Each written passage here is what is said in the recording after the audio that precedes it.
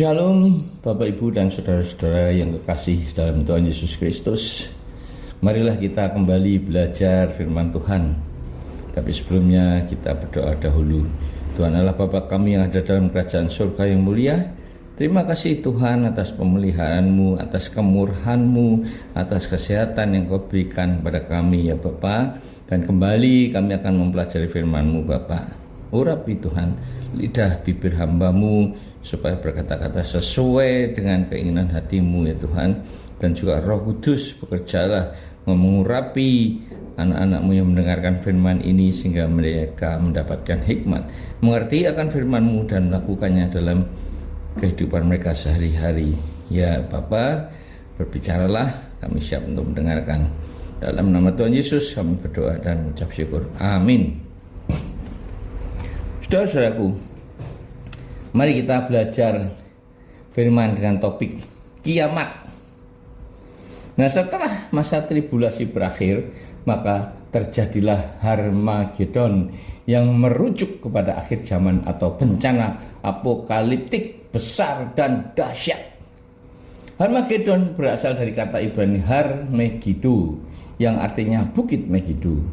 Tempat yang dirujuk ini adalah dataran rendah yang disebut Megiddo yang merupakan lokasi pertempuran yang menentukan pada masa Purbakala.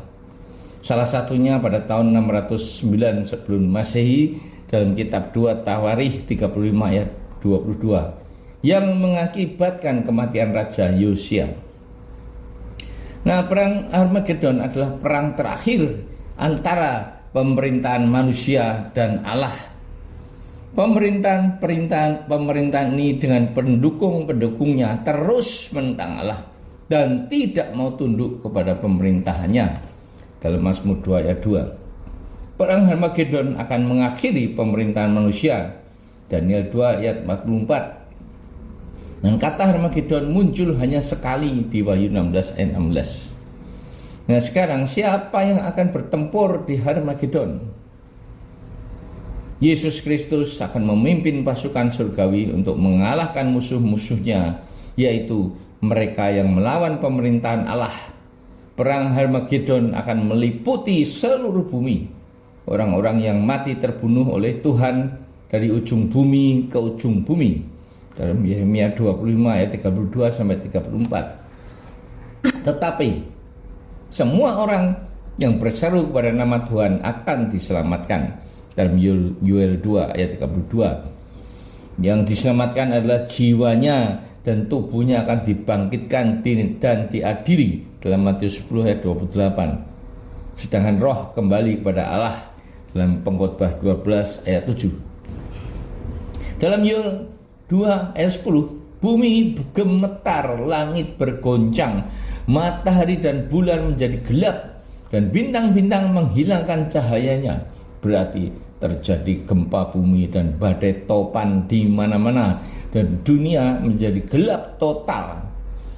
Dalam Wahyu 6 ayat 13, bintang-bintang di langit berjatuhan ke atas bumi. Tidak ada yang dapat bertahan. Wahyu 6 ayat 17. Wahyu 16 ayat 20 dan 21. Semua pulau lenyap dan tidak ditemukan lagi gunung-gunung. Hujan es seberat 100 pon. Jadi semua manusia penghuni dunia ini juga akan lenyap, tenggelam di dalam lautan. Gunung-gunung meletus, hujan es menimpa manusia di mana-mana. Nah, 7 malaikat dengan 7 cawan murka Allah. Cawan pertama, timbul bisu yang jahat dan berbahaya pada semua orang. Dan inilah penyakit Ebola.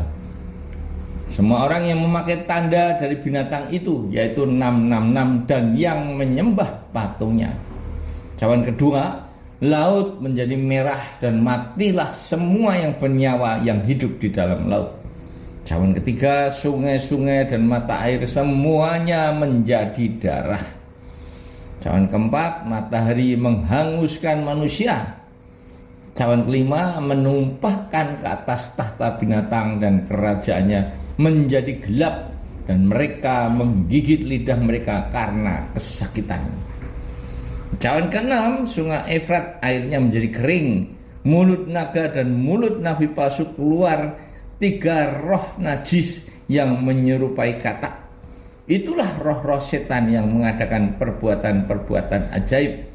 Pergi mengumpulkan raja-raja di seluruh dunia untuk mengumpulkan mereka guna peperangan pada hari besar, yaitu hari Allah yang Maha Kuasa. Akhirnya cawan ketujuh, di mana malaikat ketujuh menumpahkan cawannya ke angkasa, dan dari bait suci kedengaran suara dari tahta itu, sudah terlaksana. Maka memancarlah kilat dan menderulah bunyi yang guruh. Terjadi gempa bumi yang dahsyat yang belum pernah terjadi sejak manusia ada di atas bumi. Inilah penggenapan Yoel 2 ayat 10 yang hidup 835 tahun sebelum Masehi.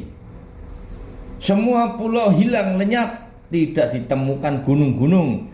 Hujan es seberat 100 pound jatuh dari langit menimpa manusia. Manusia menghujat Allah sebab malapetaka yang begitu dahsyat. Nah, inilah kehancuran langit dan bumi dan musnahnya manusia.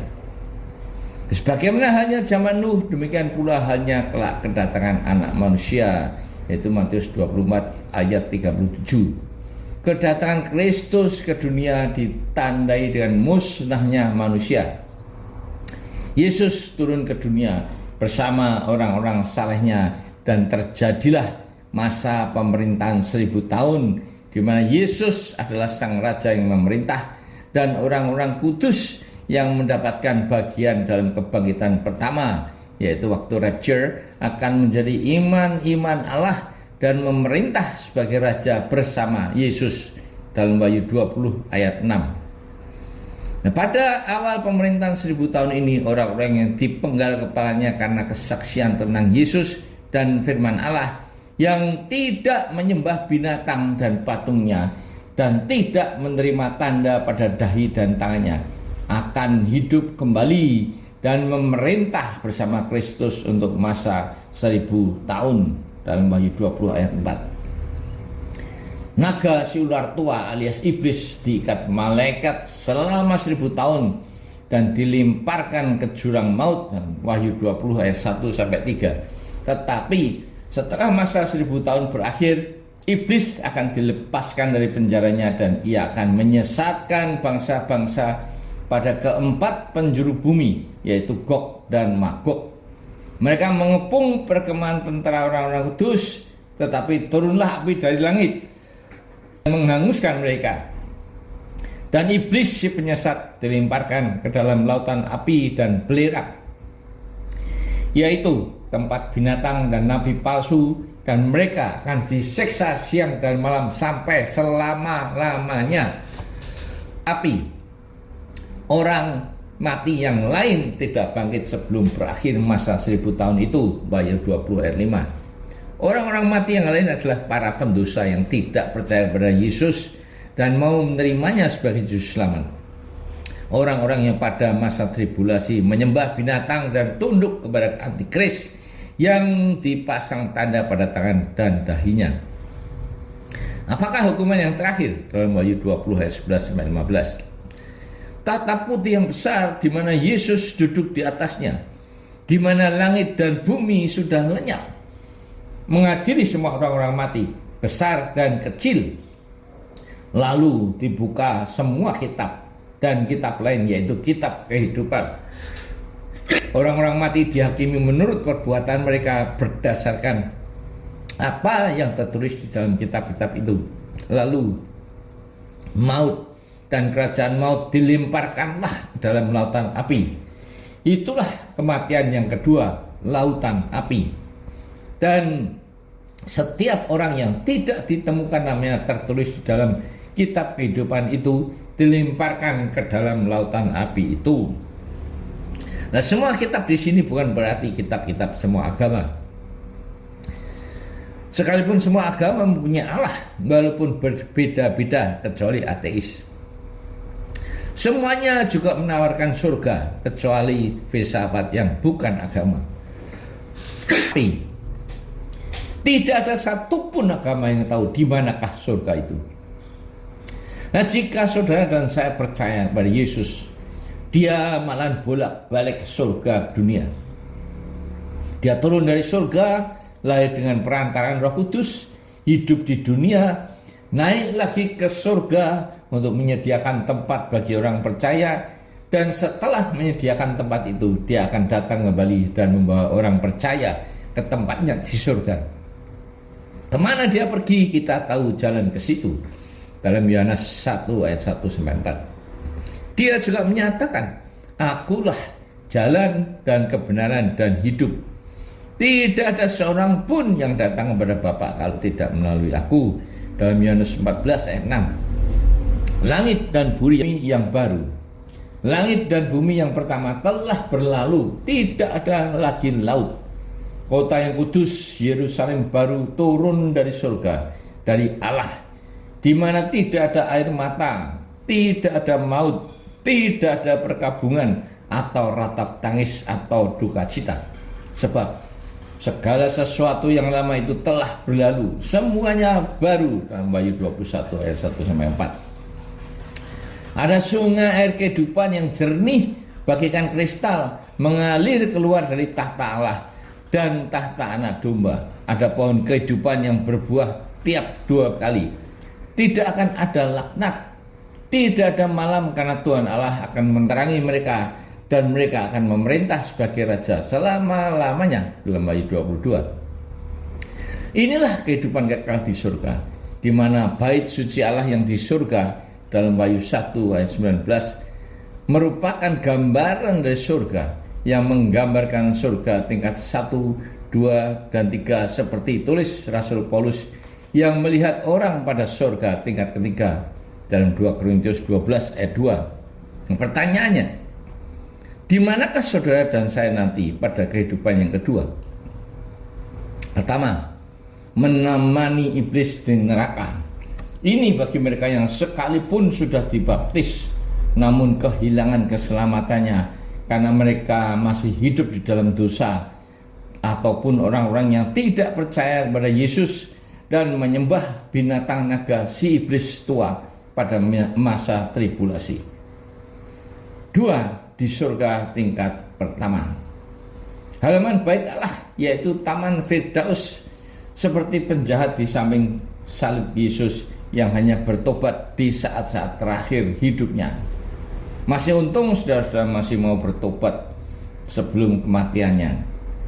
Yang ketiga adalah di surga tingkat kedua, ibarat ruang kudus yang tersedia bagi mereka yang melayani Tuhan, patuh, taat, dan setia, hidup dalam kebenaran dan kekudusan oleh Roh Kudus.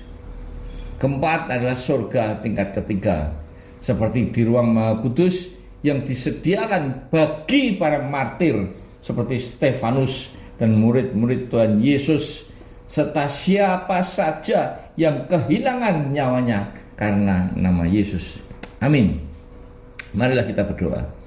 Tuhan, terima kasih atas firman-Mu kali ini yang mengingatkan kami akan akhir zaman, di mana langit dan bumi lenyap, tidak ada laut lagi, dan turunlah kota Yerusalem baru dari surga, di mana kami akan makan buah kehidupan sebulan sekali, tidak ada air mata dan duka cita, di mana kami bertemu muka dengan-Mu ya Tuhan Yesus. Biar firman-Mu ini mengingatkan kami untuk tidak menyembah binatang naga si iblis tua. Apapun yang terjadi, sekalipun kami harus disiksa dan dibunuh, namun keselamatan itu tidak hilang.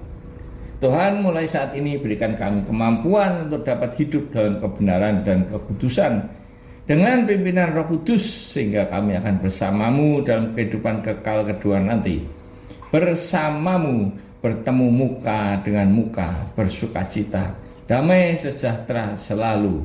Dalam nama Tuhan Yesus kami berdoa dan bersyukur. Amin.